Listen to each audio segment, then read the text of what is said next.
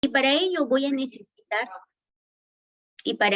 a necesitar la participación de todos y cada uno de ustedes. Necesito que aflore esa perspicacia que llevan dentro, porque recuerden ustedes que un buen abogado tiene que ser sumamente perspicaz. Pero antes de comenzar, en primer lugar, quiero agradecer al Instituto de Formación Jurídica Magíster por la invitación. Muchísimas gracias. Asimismo, también quiero agradecer a todas las personas que están conectados un viernes, fin de semana, entiendo yo, con la finalidad de adquirir un poco de conocimiento. Y espero también poder contribuir, aunque sea con un granito de arena, en su formación profesional.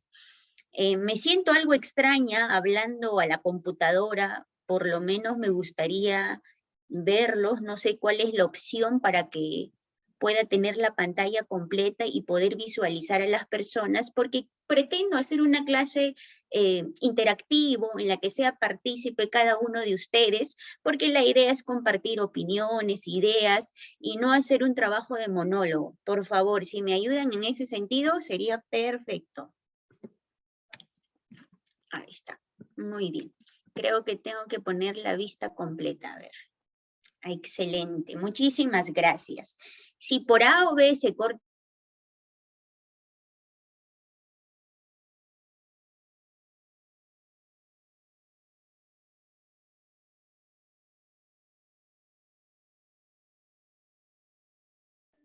Doctora, no se la escucha.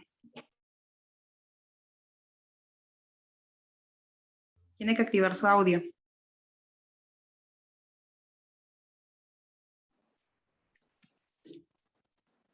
¿No se me escucha recién, doctora, o todo lo que he hablado no se escuchó? Recién, desde que dijo que prendiéramos las cámaras. Ah, ya. Muy bien, doctora, por favor, doctora Yedi, cualquier cosa, usted tiene la carta libre de parar la clase y decir, doctora, no se le escucha.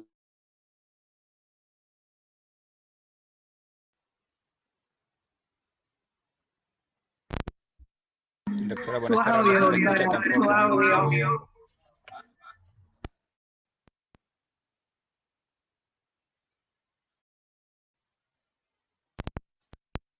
Su audio.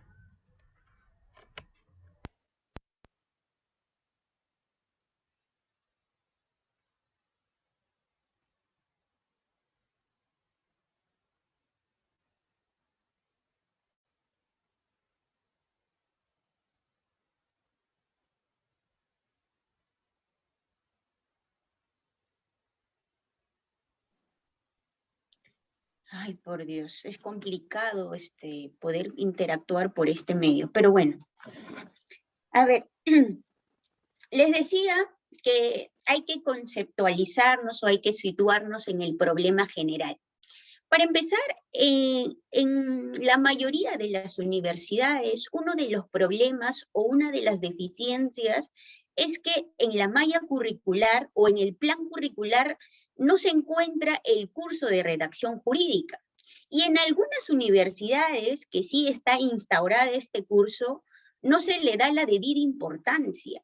Y como consecuencia de ese problema o de esa circunstancia, es que vemos muchos abogados que no saben redactar un buen escrito. Vemos muchos abogados que no manejan la buena ortografía y como tal, en los escritos que puedan plasmar, no se les entienden los argumentos, no existe una conexión entre los hechos y la fundamentación jurídica. Y ese es un problema que se ve a diario en todas las instancias, en todas las materias, civil, penal, laboral, etc. Muchos de ustedes quizás trabajan en la fiscalía, en el poder judicial, y se habrán dado con esa sorpresa. Porque ¿cuál es la mejor carta de presentación de un buen abogado? ¿El manejo de la buena ortografía, la buena redacción o la vestimenta? ¿O ambos? ¿Qué es lo que me dicen ustedes? A ver. ¿Algún voluntario? A ver, aquí puedo ver al doctor Eric. Ahí está la doctora Alejandra. Sí, yo creo que para la pregunta, la respuesta sería ambos, porque el decoro profesional, si bien es cierto, también es importante, pero una buena redacción y también un buen bagaje cultural al momento de conversar con otra persona, de intercambiar ideas, eso también es importante. Muy bien, doctora Alejandra, muchas gracias. A ver, hay que escuchar un caballero, al doctor Eric, que lo veo ahí atento. Doctora, buenas tardes con todos. Un placer poder atender esta clase, este curso, que me parece muy relevante para todos los que estamos dentro de este marco legal, ¿no? En todos los ambientes, como usted lo indicaba. Atendiendo a su respuesta, también coincido con mi compañera, con la doctora que me ha antecedido, y ha indicado pues, que ambas opciones son relevantes, pero en mi entender, como muchas veces uno no interactúa con los litigantes, solamente verifica los escritos o verifica lo que uno revisa o atiende, es de relevancia tener una buena redacción para poder dirigirme ante el juez y el juez pueda merituar y realizar emitir una resolución de acuerdo al fondo del escrito, ¿no? Que creo que ese es el fin de toda pretensión de todo litigante, ¿no? Que el juez acceda a la solicitud. Pero si uno no es claro en la redacción o es difuso, el juez más bien le va a solicitar que aclare o algo, sí que no está bien redactado el escrito o no está bien fundamentada la petición. Esa es mi opinión, doctora, no quiero extenderme más. Muchísimas gracias, Erika, a la doctora Alejandra también. Tienen razón.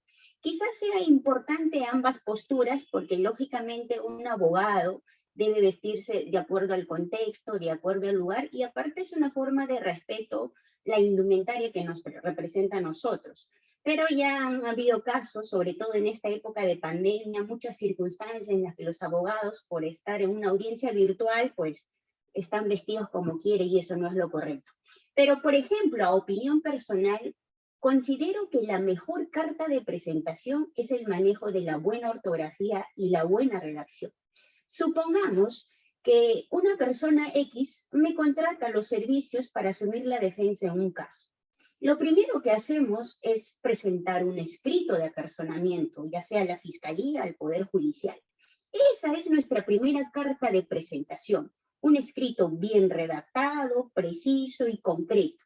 El asistente fiscal o el asistente jurisdiccional lo primero que va a hacer es leer el escrito y se da una primera impresión, una primera imagen con qué tipo de abogado va a tratar. Entonces ahí nos ganamos el primer respeto de la persona que ha tenido el acceso a nuestro primer escrito.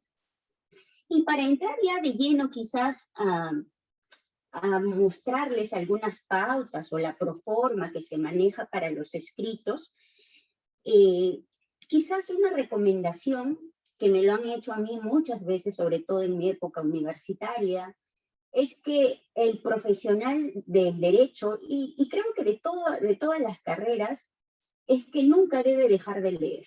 Todos los días, 1 hora, 2 horas o más, dedicarnos a leer. No necesariamente de derecho, hay que tener una cultura amplia en lo que son los conocimientos. Podemos leer de filosofía, historia, no lo sé, hay tantas variedades que nos permitan mejorar nuestro léxico, nuestro vocabulario, ampliar nuestros conocimientos, porque muchos de ustedes quizás litigan, son penalistas, y en una determinada circunstancia, en un proceso en la que se analiza una circunstancia, una comisión de un delito, uno entra a tallar para persuadir al juez utilizando todos los recursos, todos los conocimientos de historia, de costumbre, valores, etcétera, etcétera.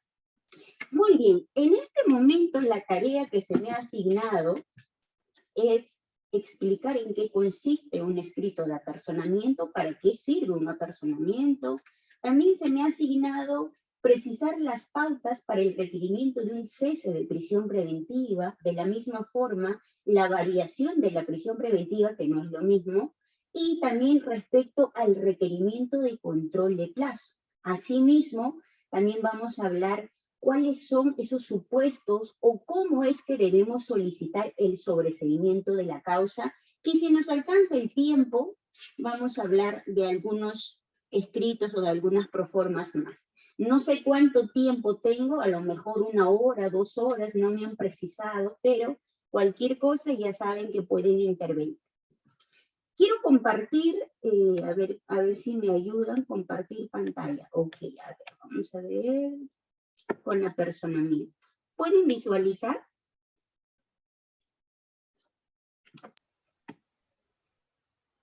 A ver, vamos. Sí, doctora, sí, sí. Muy bien. A ver, recordemos en principio que todos los abogados tienen una determinada forma de trabajar. Tienen un estilo, tienen un formato para trabajar con sus escritos, sus requerimientos, etc. Tienen libre albedrío en ese sentido. Pero hay ciertas reglas precisas, concretas, que debemos respetar o debemos tener en cuenta. Recuerden ustedes que en la brevedad, que en lo conciso, que en lo claro y preciso, dicen que está el manjar del éxito. Por ejemplo, el escrito o el documento de apersonamiento básicamente sirve para poder ejercer un derecho de defensa respecto de la persona que se nos ha confiado su defensa. Recordemos que en un proceso penal pues, está el imputado y está el agraviado. Y por cualquiera de las partes se puede presentar el apersonamiento. Lógicamente, la base jurídica cambia porque para el imputado le asisten ciertos derechos y deberes y para el agraviado de la misma forma. Vamos a empezar con el primer modelo de apersonamiento respecto al imputado. ¿Ya? Antes de redactar cualquier escrito, ¿qué es lo primero que tiene que saber un abogado? A ver, los hechos, tiene que saber la base jurídica. ¿Qué es lo que tiene que saber en primer lugar el abogado para poder redactar un escrito de apersonamiento? A ver, algunos que quieran participar, por favor. Pásenme esto. Gracias. A ver. Todas las personas que puedo ver aquí son abogados, entiendo, litigantes, ¿verdad? ¿Para qué sirve el apersonamiento? Simplemente para ponernos a predisposición del cliente, apersonarnos a la fiscalía y dejar constancia que somos abogados, ¿o cuál es la finalidad de un apersonamiento?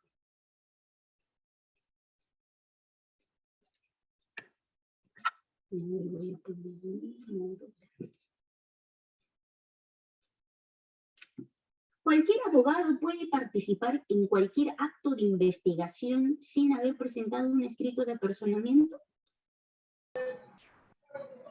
No, doctora. Ante todo, muy buenas noches, doctora. Le saluda Xiomara Puch, ¿Cuál es, Xiomara? abogada litigante en tema penal.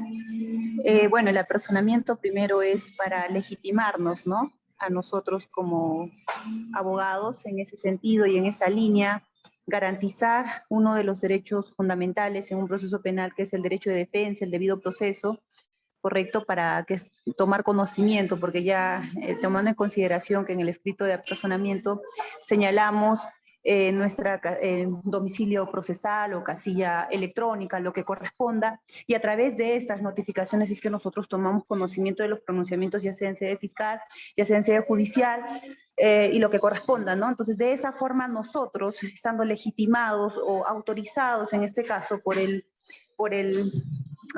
patrocinado o el cliente, estamos investidos, ¿no? De las facultades que nos corresponden, de las facultades de representación, ya sea la defensa técnica o material, lo que corresponda en realidad. Básicamente considero, doctora, ello es la ratio del apersonamiento en cualquier instancia, no sea fiscal o judicial. Muchas gracias, doctora Xiomara. Tiene usted toda la razón. Para hacer cualquier escrito, primero hay que saber la base legal. el documento o el artículo que nos va a sustentar para presentar cualquier escrito, cualquier requerimiento. Este es el formato que maneja quien habla. Quizás les pueda servir de algo, pero están los datos necesarios, precisos, que puede ser entendible por cualquier persona. Primero, el expediente judicial, y si es que la investigación ya está judicializado, se pone el número de expediente, y si hay un cuaderno cautelar, recuerden ustedes que también es preciso presentarlo. Y la carpeta fiscal en la que se ha aperturado la investigación, el delito por el cual se investiga la persona a quien se va a ejercer el patrocinio, el número de escrito, 1, pero muchos abogados tienen la mala costumbre de poner 01, 02. Ya eso se ha desfasado hace mucho tiempo, lo correcto es escrito 1. Sumilla, apersonamiento, y en caso de subrogación, apersonamiento y subrogación, o otros, porque en el mismo escrito puede solicitarse si es urgente las copias incluso, ¿ya? En este caso vamos a hablar de apersonamiento del imputado y a la vez una subrogación. Por ejemplo, aquí, señor fiscal de la tercera fiscalía o de quien corresponda, a quien se va a dar el escrito, y quien apersona es el imputado. Por lo tanto, en esta parte de los datos tiene que ir el nombre del investigado, del imputado, del procesado, del acusado, ¿correcto? El nombre, su DNI, su domicilio real, y tiene que señalar cuál es el delito que se le imputa, o por qué delito que se investiga.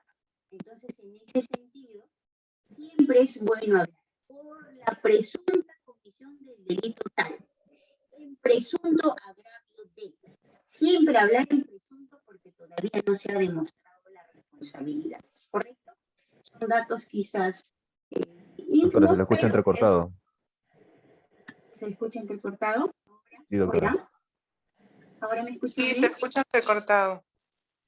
Por Dios, ¿qué está pasando? Hola, a ver, Doctora, ahora... se escucha entrecortado porque otro alumno tiene su audio activado, entonces ahí ocurre la interferencia. Ah, a ver, por favor, persona que tiene activado su audio. Cuando quieren participar, normal, pueden intervenir, pero en todo caso hay que desactivar nuestros audios para que no exista interferencia. Es un poco complicado poder hablar y compartir ideas por este medio, pero tenemos que adecuarnos a las circunstancias. Muy bien, seguimos. Título número 1, subrogación y apersonamiento.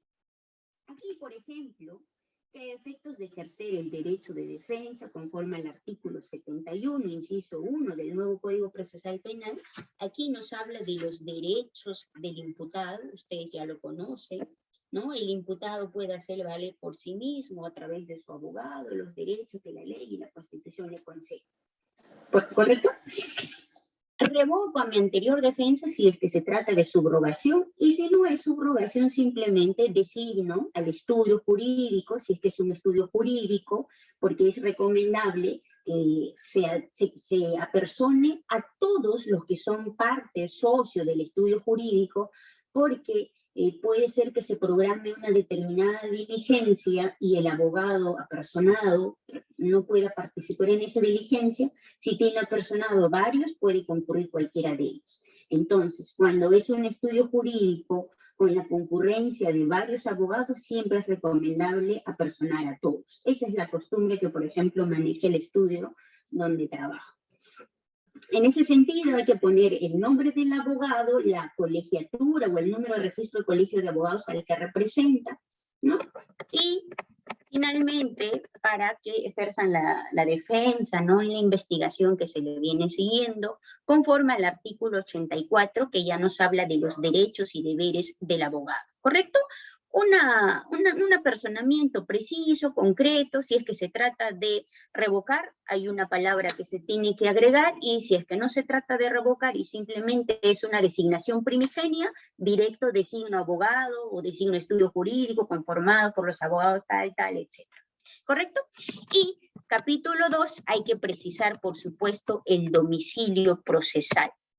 En el domicilio procesal hay que consignar un dato preciso, creo que ustedes lo pueden leer, ¿no? Que a efectos de tomar conocimiento de las ulteriores disposiciones o providencias que son las que se generan en la Fiscalía, ¿no? Señala domicilio procesal en la urbanización tal, tal, o cualquier domicilio que ustedes consideren pertinente. Recuerden que, supongamos que asumimos un caso en Ayacucho, o un caso, no lo sé, en Ancash, siempre piden un domicilio procesal dentro del radio urbano. Entonces, si no tienen un domicilio en un determinado lugar donde van a ejercer la defensa, siempre es recomendable consignar el domicilio real de la persona a quien están patrocinando, ¿correcto? Pero sin embargo, a la fecha, en la época de la pandemia, por razones de emergencia, son domicilios procesales válidos los correos electrónicos donde se tienen que hacer las notificaciones de las disposiciones, las providencias o cualquier otro documento que tenga bien notificar o emitir la Fiscalía. Asimismo, siempre es recomendable consignar un número de contacto, ya sea teléfono de celular, teléfono fijo, etcétera, para efectos de tener una buena comunicación. Hasta ese momento o hasta este punto podríamos hablar que este es algo sencillo, concreto, de un escrito de apersonamiento. Sin embargo, como hemos puesto en nuestra sumilla otros, en este caso, por ejemplo, yo he solicitado la copia de la carpeta fiscal, pero la digitalizada. Recordemos que en época de pandemia ha salido diferentes pronunciamientos, diferentes directivas, en las que se nos ha permitido acceder a solicitar copias digitalizadas de forma gratuita. Sin embargo, en algunos distritos judiciales, no sé si es por la mala costumbre, por desconocimiento, pero así sean copias digitalizadas, nos obligan a pagar un derecho por la obtención de las copias. Circunstancia que debe cambiar y quizás si es de su interés, aquí les voy a precisar, por ejemplo, la copia digitalizada que he solicitado recientemente y la exoneración del pago por la obtención de la misma. Por ejemplo, que por convenir a mi derecho de defensa y con base a lo estipulado en el artículo 138, en correlación con el artículo 134 del Código Procesal Penal, acudo, ¿no?, a su despacho a solicitar la copia digital de toda la carpeta principal, sus anexos, etc. Respecto a la exoneración de pago por la obtención de copia digital de la carpeta fiscal, aquí hay dos pronunciamientos que han salido ahora en época de pandemia. Hablamos del Decreto Supremo 164/2020, que aprueba pues el procedimiento administrativo estandarizado de acceso a la información pública, donde se refiere que las instituciones públicas que tengan bajo su custodia documentos que sean de interés público deben ser entregados vía correo de forma gratuita. Si bien esto no hace una precisión directa para la obtención de las copias de la carpeta fiscal, hay otro pronunciamiento, un oficio circular emitido por la Fiscalía de la Nación, que es la número 131-2020-MP-FN-FSND-EDF, de fecha 10 de septiembre del año 2020, en la cual se indica que la información en forma digital vía internet debe ser gratuita. Y con este escrito y con este oficio circular emitido por la Fiscalía de la Nación, es que actualmente quien habla viene solicitando en diferentes distritos judiciales la copia de toda la carpeta fiscal y sus anexos de forma gratuita. ¿Correcto? Muy bien. Eso sería el escrito, por ejemplo, de apersonamiento, quizás incluido la subrogación, la solicitud de las copias digitales, por lo menos en esta época de pandemia sigue vigente todavía la digitalización de la carpeta fiscal y la remisión de la misma vía correo electrónico de forma gratuita. Pero en caso quieran solicitar las copias físicas, ya saben que tienen que pagar un derecho por la obtención de las mismas.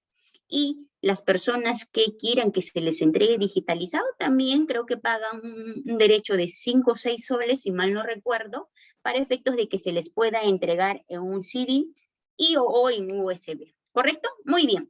Y en el anexo pongo 1A porque es el primer escrito y siempre va el literal A. Y cuando se trate de 2 o tercero o cuarto escrito, va a ir lógicamente variando 2A, 2B, 3B, etc. ¿Correcto? Esas reglas ya ustedes lo conocen. Muy bien, hasta aquí, ¿alguna consulta? ¿Quieren agregar algo? ¿Quieren cuestionar algo? Por favor, ustedes son libres. ustedes manejan el tema mejor que yo, así que no quiero sentirme que estoy hablando sola, porque acá solo veo la pantalla de este escrito, pero no los puedo visualizar. Disculpen ustedes que no manejo muy bien las redes. A ver, vámonos con el segundo escrito, que es lo más importante. A ver, aquí está. Un momento, por favor. Escritos jurídicos. A ver, vamos a ver con el requerimiento de cese de prisión preventiva.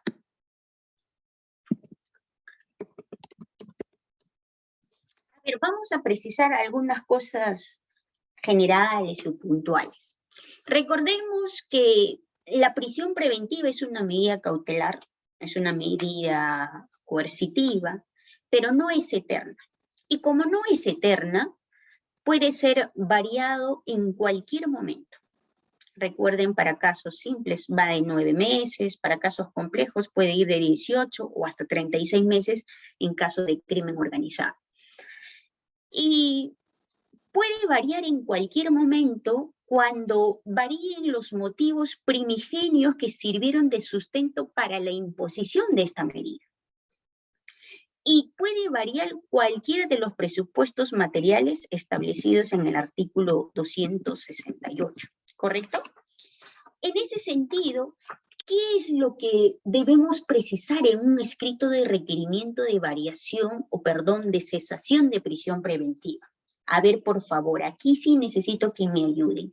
¿Qué es lo que tengo que saber antes de redactar mi escrito para solicitar una cesación de prisión preventiva? Ay, ¿cómo los veo por aquí? Ay.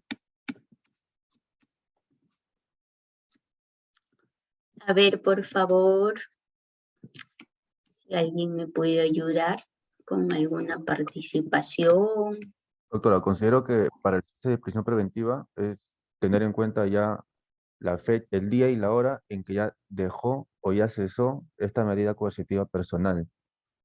O sea, hay una fecha límite, una fecha de término, y al saber la fecha de término de la prisión preventiva y que no se ha prolongado a pedido del fiscal, entonces yo en base a eso presento mi escrito de cese de prisión preventiva. Ya, muchas gracias, doctor Andy. ¿Alguien más, por favor? A ver, una mujer, una dama. ¿En qué casos pedimos cesación de prisión preventiva? ¿Están de acuerdo con lo que ha dicho el doctor Andy? Dice que cuando culmina el plazo de prisión preventiva, debe inmediatamente solicitar la cesación. ¿Eso es así? ¿Es cierto? ¿Están de acuerdo? ¿No comparten? ¿En qué casos pedimos cese de prisión preventiva? Doctora, es cuando hay nuevos elementos de convicción que demuestren que no concurren los motivos que determinaron su imposición y resulte necesario sustituirla por la medida de comparecencia. Muy bien, doctora. Muchas gracias, doctora Esmeralda. Exacto. La cesación de la prisión preventiva, como les mencioné, es cuando varía cualquiera de los presupuestos materiales establecidos en el 268.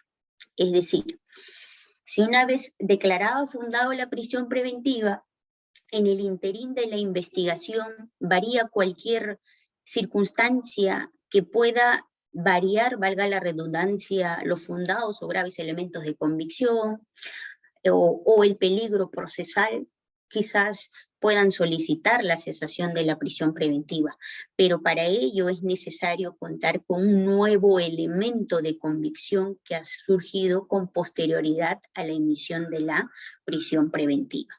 En ese sentido, nuestra base legal va a ser el artículo 283, que es la que regula la cesación de la prisión preventiva.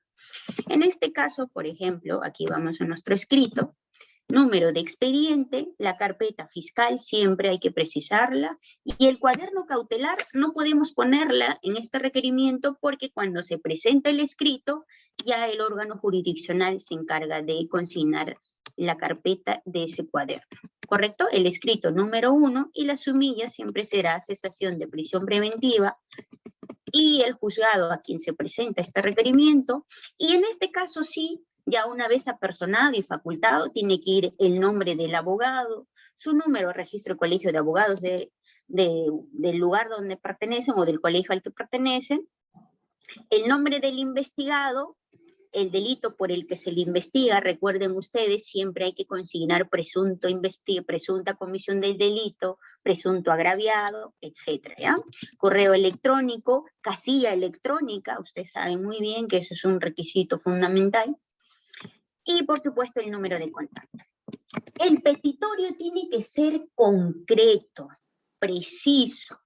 A veces hay muchos escritos que he leído que se van por la rama, por la tangente, pero no hay una petición concreta. Por ejemplo, aquí solicité la cesación de prisión preventiva porque era una persona que ya tenía una detención domiciliaria, pero esa detención domiciliaria no se ejecutaba porque no podían realizar la verificación del domicilio y dar cuenta si era idóneo o no para ejercer la detención domiciliaria.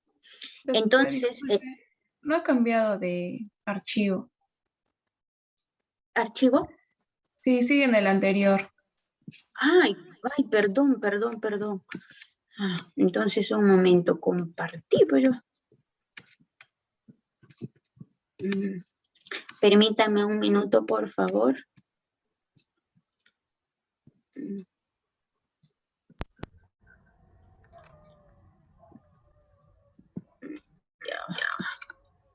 A ver, vamos a ver. ¿Cómo?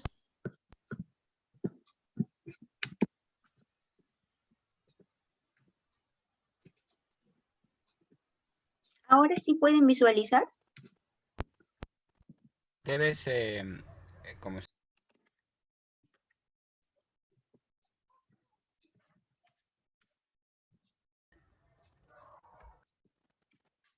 ver, un minuto, por favor.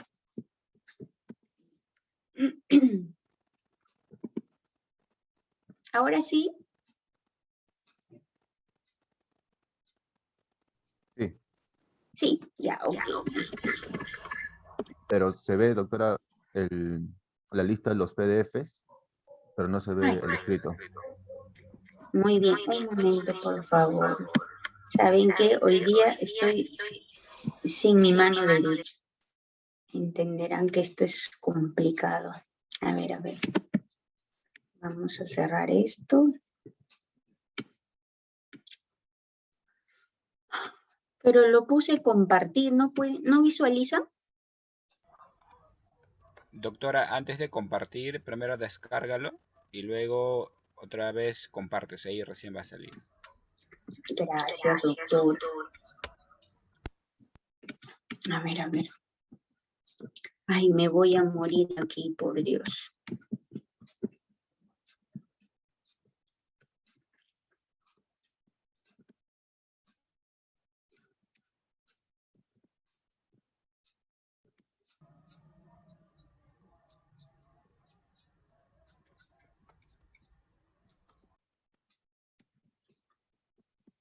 Ahora, por favor, díganme que sí.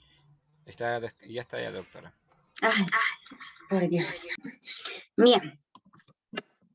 Bueno, íbamos en el petitorio, ¿verdad? Hay que precisar la base que sustenta la cesación de la prisión preventiva. Por ejemplo, les estaba comentando que estaba solicitando la cesación porque esta persona ya tenía detención domiciliaria, pero no se ejecutaba porque no podían verificar su domicilio. El policía o la institución encargada, que es DIRCEPEN, de ir y verificar su domicilio, decía que no era competente, que estaba fuera de su jurisdicción, en fin.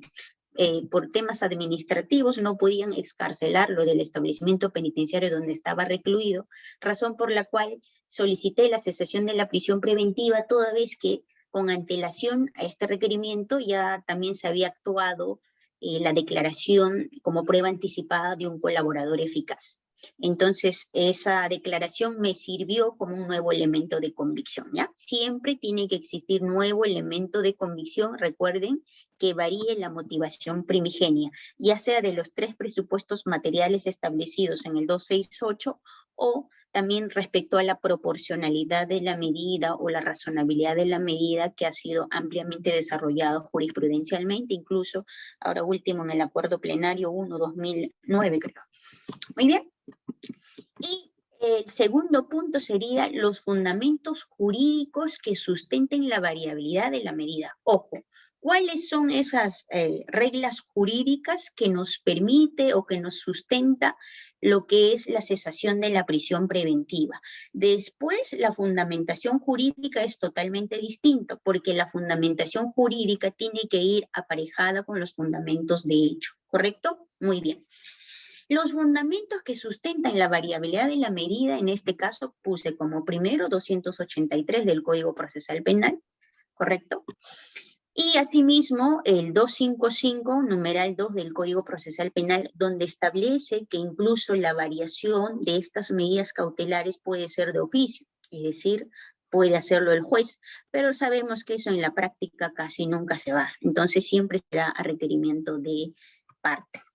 ¿Correcto? Y también podemos precisar qué es lo que han dicho nuestros juristas, ¿no? Aquí mencioné al juez supremo César San Martín Castro, al doctor Gonzalo Río de la Barte, que señalaban en qué casos puede variar la prisión preventiva, ¿correcto? Igual, por otro lado, tenemos a otra autora, Virginia Pujada, que es lo que nos dice cuál es la justificación de la variación de la cesación de la prisión preventiva, ¿ya? Asimismo, también mencioné el acuerdo plenario, donde se establecen los lineamientos, los parámetros en las que se tiene que variar la cesación de la prisión preventiva, o cuáles son los presupuestos que debemos tener en consideración, ¿correcto?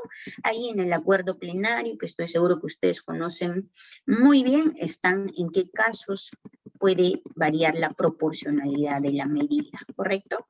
Y así haces una mención, si es necesario hay que poner el pie de página, citar al autor, el libro, la página del libro donde se está consignando, de donde se extrae la información para sustentar el requerimiento, ¿correcto? Muy bien. Y después mencionamos los antecedentes. Los antecedentes sirven para conceptualizarnos en un contexto cronológico, porque al juez le tienes que explicar cómo nacen los hechos, desde el día 1 hasta el día del requerimiento de la cesación de la prisión preventiva. Ese orden cronológico debe ir correctamente fundamentado. Muy bien. En principio, hay que precisar cuál es el delito que se le imputa o cuál es la disposición con la que se apertura la investigación. Ahí he precisado delito de organización criminal, tenencia ilegal de materiales explosivos, tenencia ilegal de armas. 3 delitos, ¿correcto? Concreto. Y la imputación concreta, si es que ustedes lo consideran pertinente, asimismo hay que precisar el auto que declara fundada la prisión preventiva, la fecha, y de ser posible, precisar cuáles son los argumentos por cada presupuesto por las cuales el juez funda la prisión preventiva. Por ejemplo, señor magistrado, para acreditar los fundados y graves elementos de convicción, usted valoró 1, 2, 3 elementos. ¿Correcto? Concreto. Asimismo, por ejemplo, acá, declaración de colaborador eficaz, declaración de testigo clave, etc. Para lo que es la tenencia de materiales explosivos, recuerden que son 3 delitos, puede ser 1, 2, aquí era organización criminal, tenencia ilegal de armas y municiones. Y los he separado los elementos de convicción que valoró el juez por cada delito. Por ejemplo, para lo que es tenencia ilegal de materiales explosivos, valoró como elemento de convicción el acta de allanamiento, el oficio de la SUCAMEC, donde decía que no tenía autorización para portar materiales explosivos, la pericia de operatividad, etcétera, ¿no? 3 elementos de convicción concretas, precisas, y esas las vamos a tener que extraer lógicamente del auto de prisión preventiva, ¿correcto? Y se pone, bueno, la resolución, la fecha, y el plazo por cuánto tiempo se funda en la prisión preventiva. De la misma forma, también se hace una precisión tipo un resumen, recuerde que son antecedentes, respecto a lo que ha manifestado el señor magistrado respecto al peligro de fuga, peligro de obstaculización, y finalmente aquí señalamos nuestros nuevos elementos de convicción. Aquí presenté como 10 elementos de convicción, que eran las actuaciones de prueba anticipada de colaboradores eficaces, qué es lo que habían dicho, cuál era la situación que variaba con este nuevo elemento de convicción. Si ustedes se dan cuenta, aquí está la declaración con el clave de cada testigo, ¿no? ¿Cuál es la declaración precisa, concreta, que me permita convencer al juez que sus motivos primigenios han variado con la incorporación de estos nuevos elementos? ¿Correcto? Y así, declaración de testigo clave, cuál fue su decisión primigenia respecto a la prisión preventiva, y finalmente aquí respecto a la individualización de los nuevos elementos de convicción por cada delito. Recuerden que si funda la prisión preventiva de 36 meses por criminalidad organizada, ¿sí?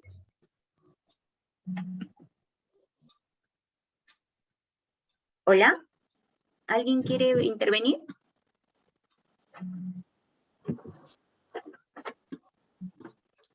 Bueno, continúo. Nuevos elementos de convicción. Seguimos hasta llegar a los fundamentos de hecho. La variación de la prisión preventiva. Listo. Y finalmente terminamos o mencionamos la subsunción de los hechos que nosotros vamos a invocar a las normas procesales que hemos mencionado primigeniamente. Nosotros hemos dicho la norma que sustenta la cesación es esta, etcétera. Esa base legal las tenemos que subsumir a los hechos que nosotros vamos a invocar. Así, por ejemplo, he puesto un capítulo aparte, subsunción de los hechos a las normas procesales invocadas en la fundamentación jurídica, igualito, ahí está desarrollo de cada delito, etcétera. Y finalmente los medios probatorios y los anexos. Bueno, al menos nos fue muy bien con esta audiencia, fue bastante amplio en realidad. Ustedes saben que criminalidad organizada es un poco complicado. Muy bien, ahora vamos por la variación de la prisión preventiva. ¿Es lo mismo la variación de la prisión preventiva que la cesación de la prisión preventiva, estimados colegas? Cuando hablamos de variación de prisión preventiva, ¿a qué nos referimos?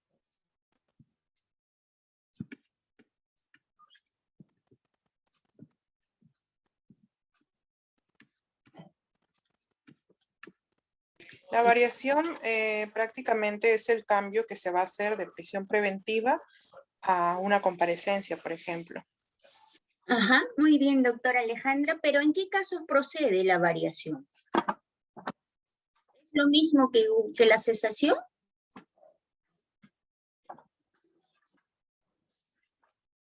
¿Tiene otros presupuestos, otros requisitos?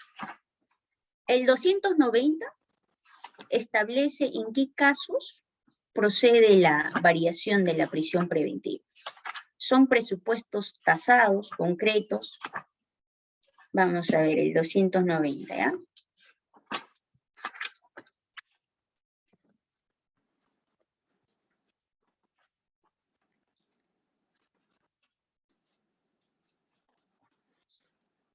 Listo. A ver, ¿alguien más, por favor? Este es un tema importante. Me gusta mucho estos temas de cesación y de variación. A ver, un caballero que nos diga si hay alguna diferencia entre cesación de prisión preventiva y variación de prisión preventiva, o es lo mismo. Porque recuerden ustedes que ya el Tribunal Constitucional se ha pronunciado respecto a estas dos situaciones jurídicas y ha mencionado o ha dado las pautas en qué casos hablamos de cese y en qué casos hablamos de variación. A ver, ¿cómo los veo? ¿Dónde está?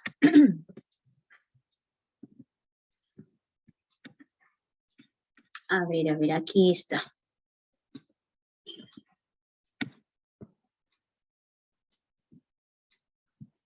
Solo puedo ver al doctor Eric. A ver, vamos a buscar un caballero acá, porque la idea es conversar, pues. No me hagan sentir sola aquí, por favor. Si estoy equivocada, dígame, doctor, usted está equivocada y demuéstrenme así con argumentos. La idea está en aprender. Nos podemos equivocar, pero siempre es bueno participar, intercambiar opiniones. A ver, vamos a decirle al doctor Néstor que nos haga alguna precisión. Doctor Néstor, por favor.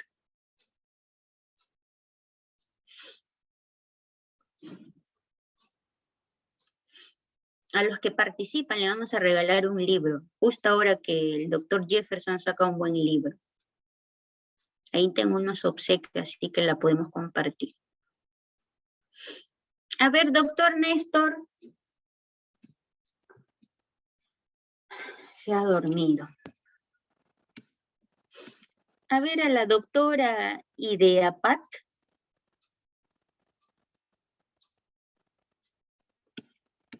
¿No quieren participar? A ver, voy a ampliar para ver quiénes están por aquí.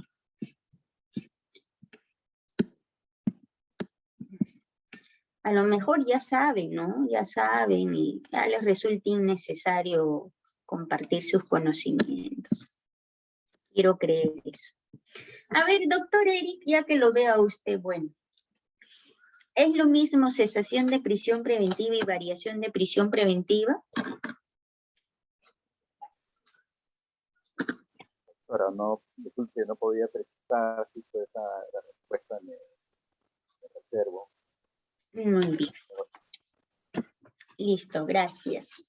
Bueno, entonces, ya que no quieren participar, a ver, una mujer más. Siempre las mujeres dicen que sacan la cara. A ver, una dama. La doctora Alejandra ya participó. Muy bien, muchas gracias, doctora. A ver, a la doctora Xiomara.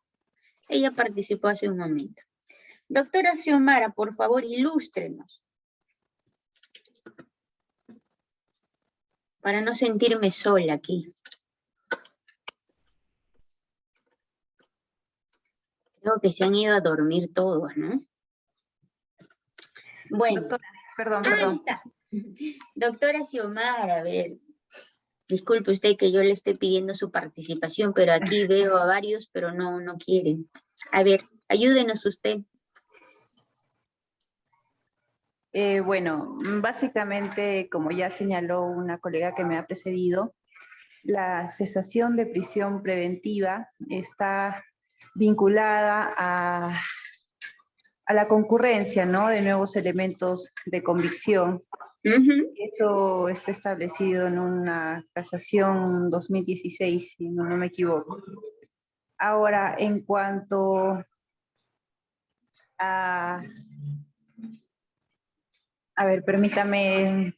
Variación de prisión preventiva. Ya,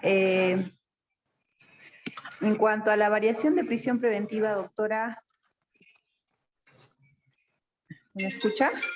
Sí, lo escucho, doctora, claro. Claro y fuerte. Bueno, esta está básicamente referida a que la prisión preventiva, de ser efectiva y estar recluido en un centro penitenciario, es que se pueda variar, ¿no?, por una comparecencia simple. Y eso creo que está establecido en el artículo 270 del Código Procesal Penal, ¿no? Entonces, esa es la diferencia, creo yo, ¿no? Uno está supeditada al internamiento in situ dentro del penal y el otro está circunstanciado a que se pueda cumplir esta etapa de investigación, pero con una comparecencia con restricciones, ¿no?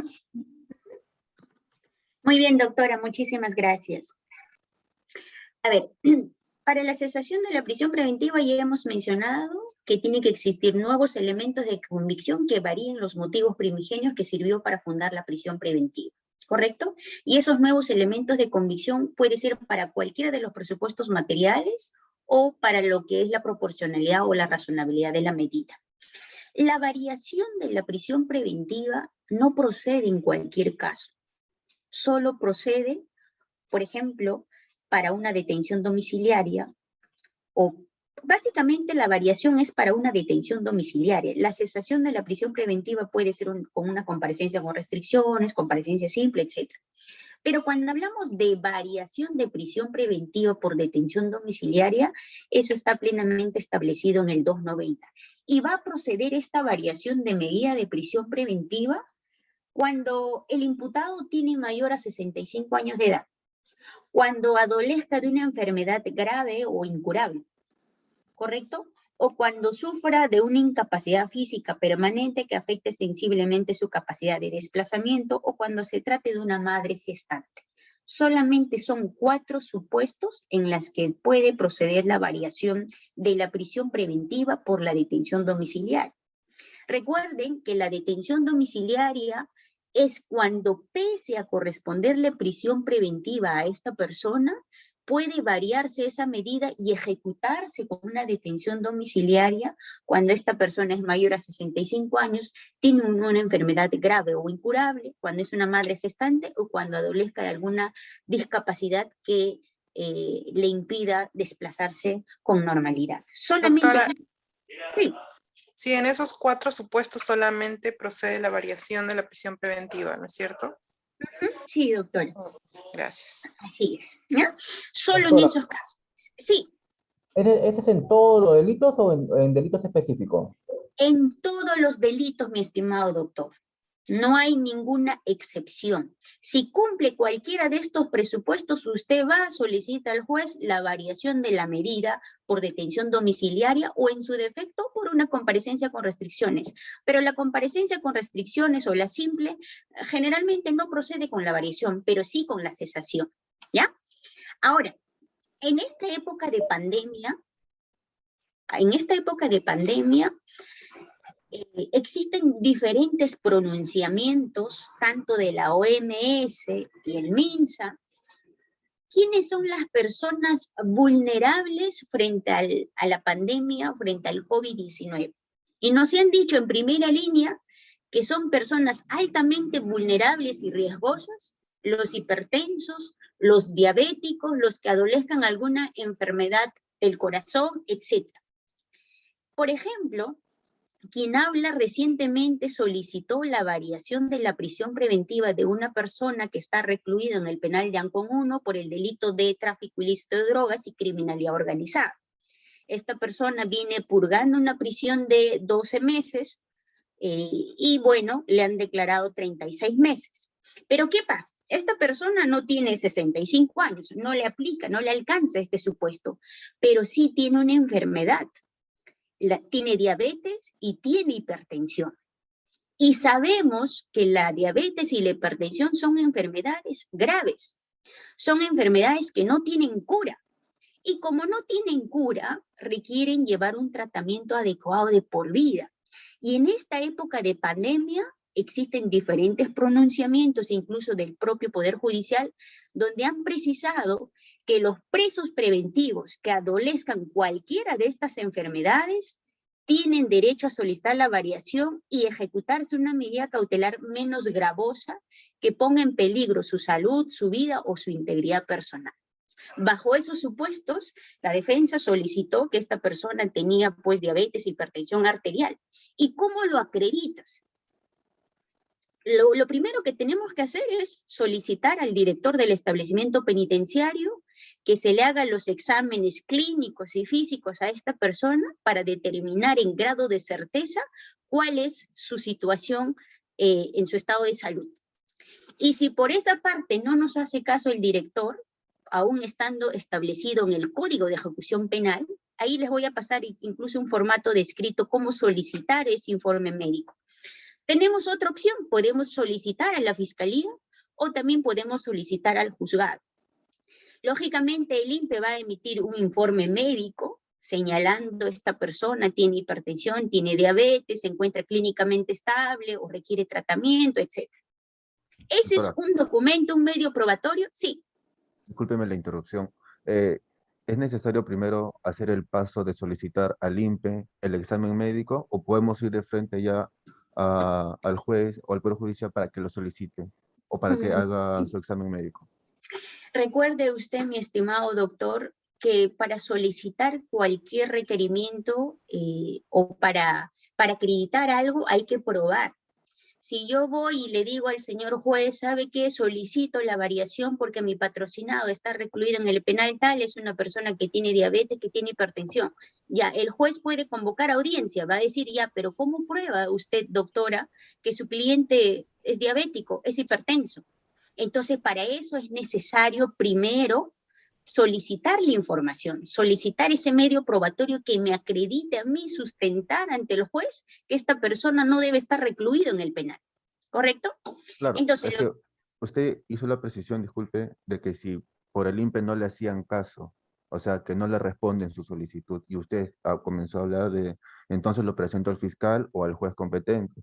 Yo me voy por ese lado. Si no le hacen caso a la solicitud, saltamos entonces al juez para que nos den el informe médico de nuestro patrocinado. Así es, doctor, pero imposible que no nos hagan caso. Discúlpenme que hable en términos coloquiales, bien dicen que un abogado litigante, un abogado penalista tiene que estar al pie del cañón. Primer escrito no te pueden hacer caso, pero segundo escrito sí te van a hacer caso. Un tercer escrito sí. Y si no te hacen caso, existen los mecanismos legales para presentar las quejas contra el director del establecimiento penitenciario. Ahora bien, el Código de Ejecución Penal establece los lineamientos, los parámetros en los casos en el que el director del establecimiento penitenciario tiene la obligación de proporcionar la información que solicita la defensa. No lo digo porque se me ocurre, hay una base legal que está establecido en el Código de Ejecución Penal. Bajo esos supuestos es que solicité el informe médico, incluso que se haga la junta médica para que le diagnostiquen las enfermedades que padece. Entenderá que en primer y en segundo escrito no me hicieron caso, un saludo a la bandera, solicité a la par a la fiscalía y a la par también solicité al juzgado.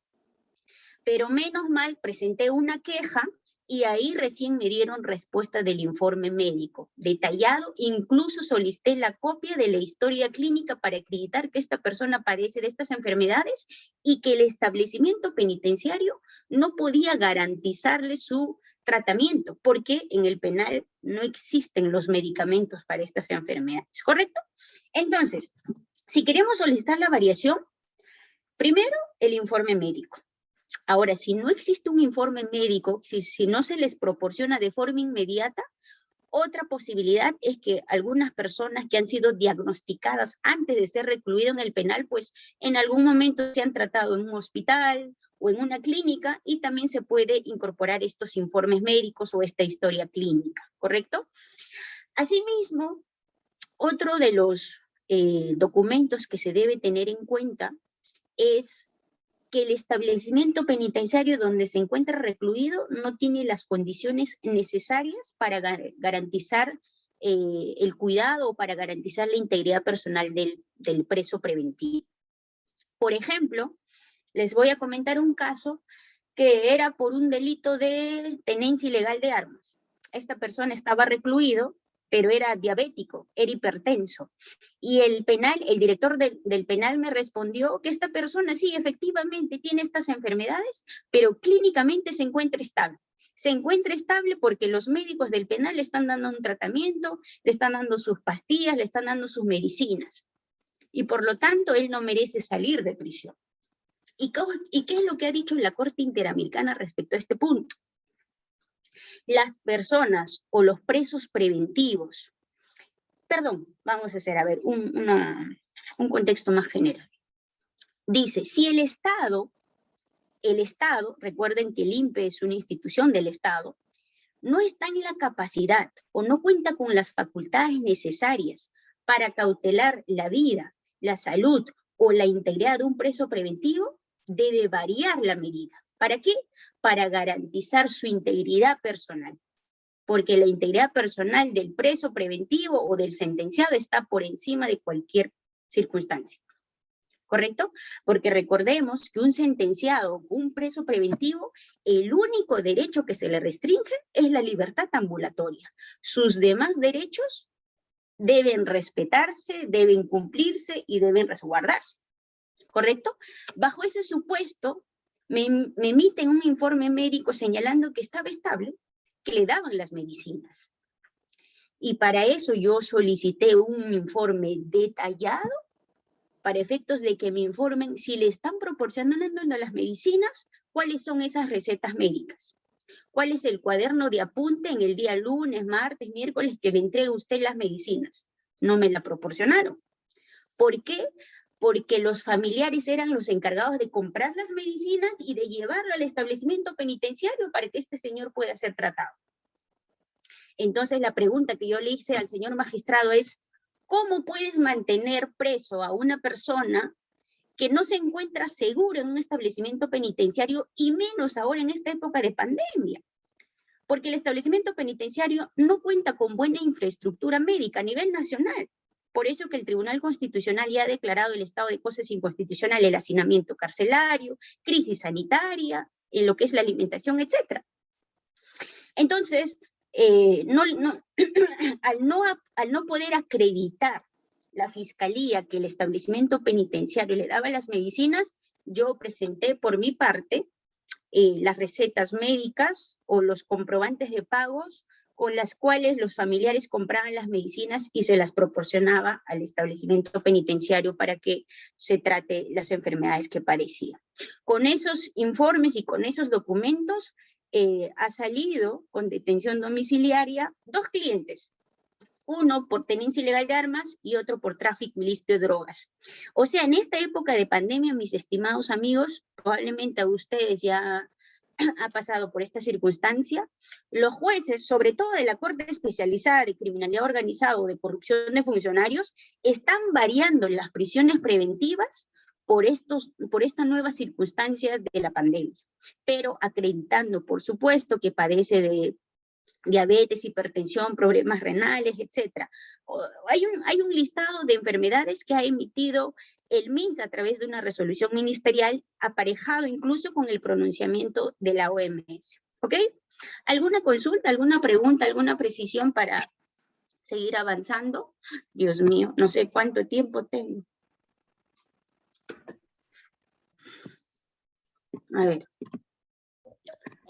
¿Tiene ahí el documento del MINSA sobre las Sí, enfermedades? doctora, claro, existe resolución ministerial, básicamente son 8 pronunciamientos.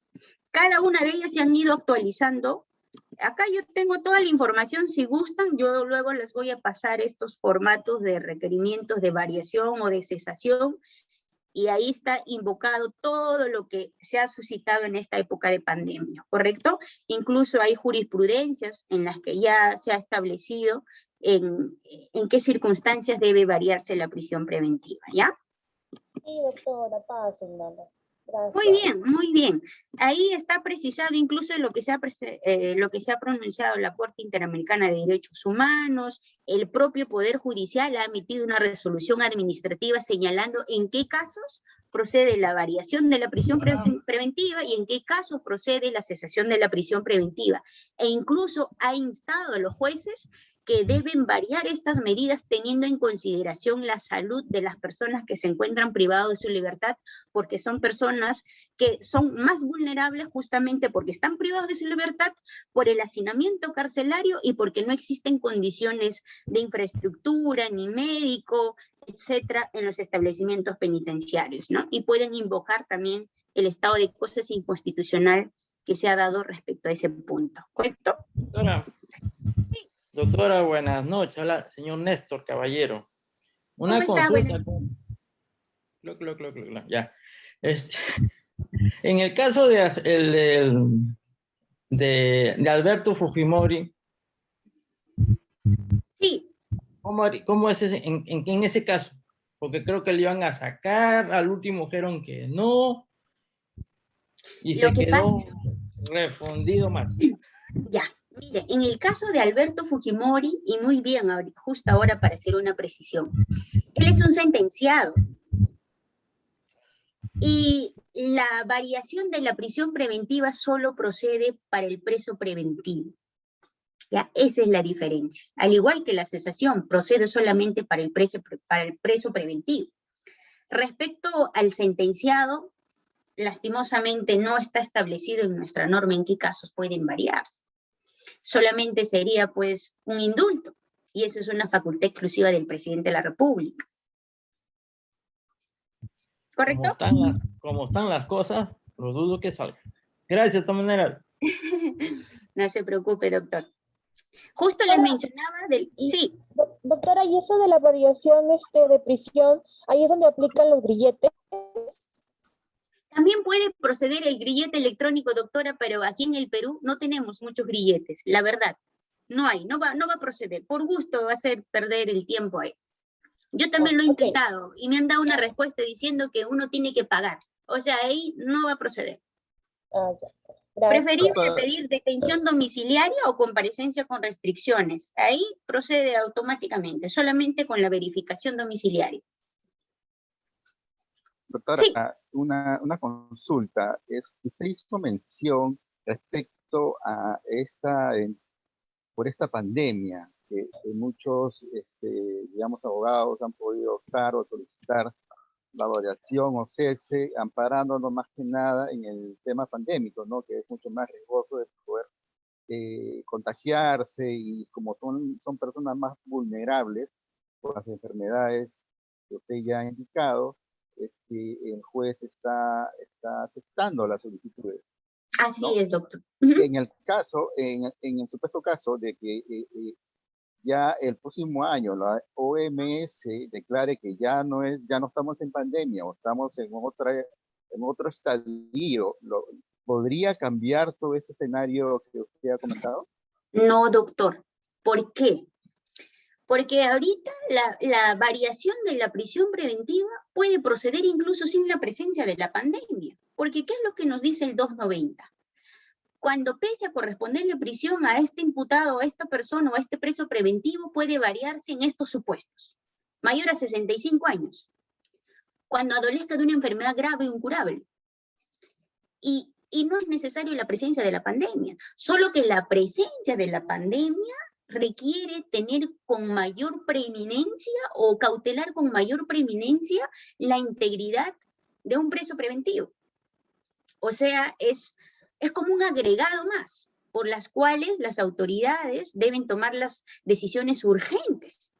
Es solo eso, pero incluso sin la presencia de la pandemia, puede solicitarle la variación de la prisión preventiva, porque antes de la pandemia se ha declarado el estado de cosas inconstitucional el hacinamiento carcelario. El Tribunal Constitucional ha dicho que los establecimientos penitenciarios a nivel nacional no cuentan con la infraestructura necesaria, no existe una alimentación adecuada, porque recordemos que los diabéticos, los hipertensos, requieren incluso una alimentación basada en dietas, etc.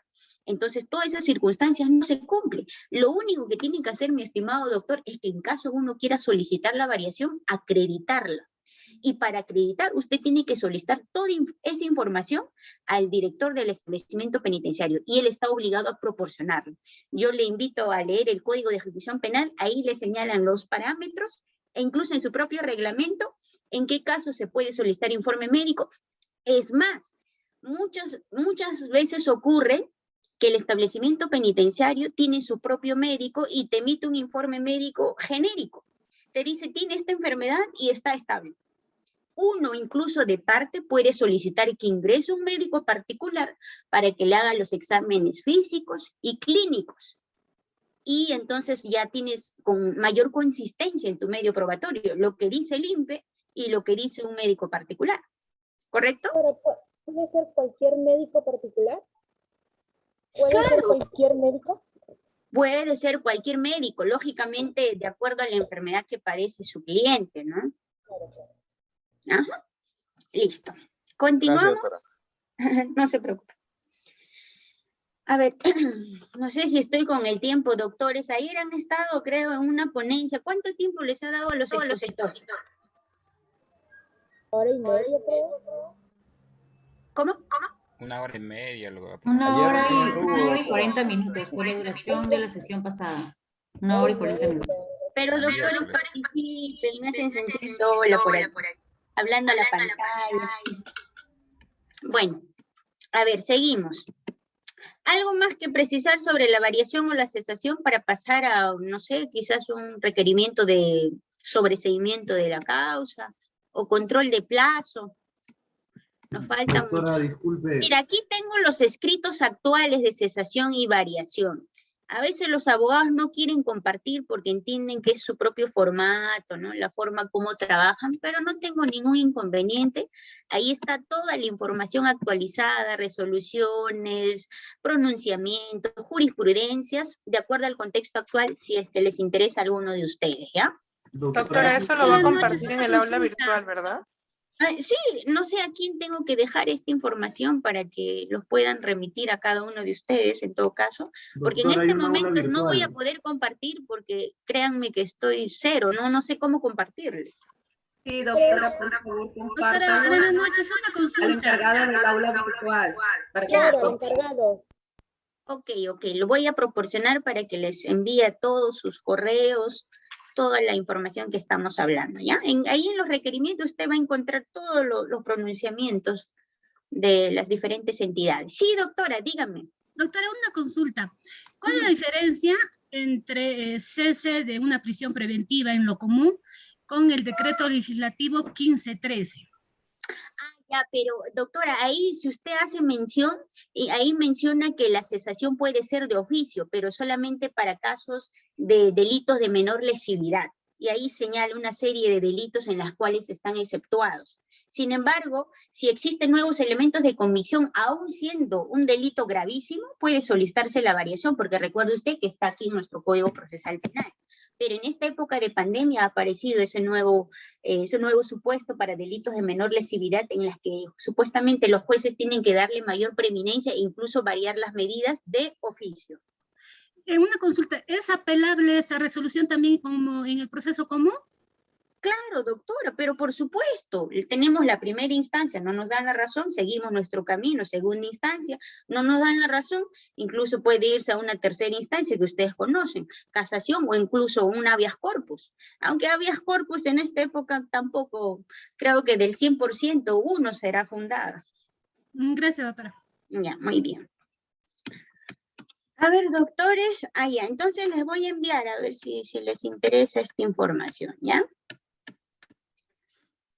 Doctora, buenas noches. ¿Nos podría darnos unos alcances sobre la tutela de derechos?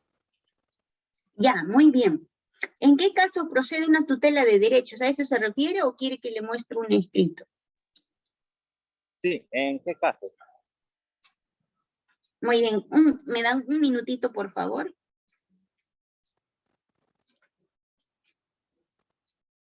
Alita, un ratito, mira, dame 10 minutos y yo estoy yendo para allá, ¿ya? ¿Por qué? Ya, no, pero ese está reprogramado. Ajá, sí. Creo que tenías que enviarle este archivo.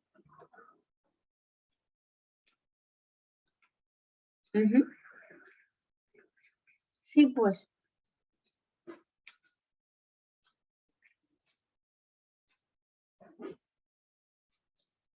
Porque ahorita le envío un minuto. Estoy ya.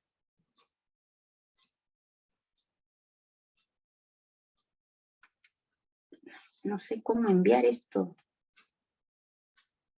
Ya. Ajá, listo. A ver, disculpen. A ver, estimado doctor, me dijo sobre tutela de derechos. Ya, un ratito voy a cerrar esto.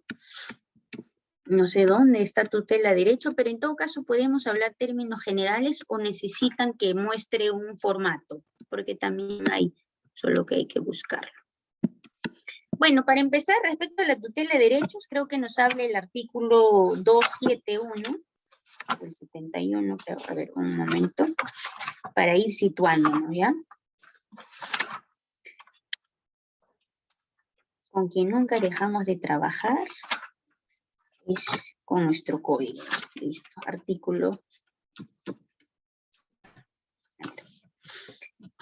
A ver, recordemos que la tutela de derechos es una institución procesal que nos permite a nosotros, en representación de nuestros patrocinados, hacer valer frente a un órgano jurisdiccional en caso no se respeten nuestros derechos plenamente establecidos en el Código Procesal Penal.